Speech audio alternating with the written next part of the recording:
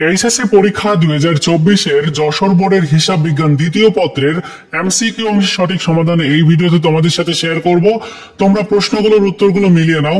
একের সঠিক উত্তরটা হবে গ, দুইয়ের ক, তিনের খ, চারের গ, পাঁচের ক, ছয়ের গ, সাতের সঠিক উত্তরটা হবে গ, আটের ঘ, নয়ের ঘ, দশের ঘ, 11-র খ, 12-র ক, 13-র গ, 14 নম্বরের ঘ, 15-র খ, 16-র ঘ, 17 নম্বরের উত্তর হবে ক, 18-র গ, 19-এর ঘ, 20-এর গ, 21-এর ক, 22-এর গ, 23-এর ক, 24-এর গ।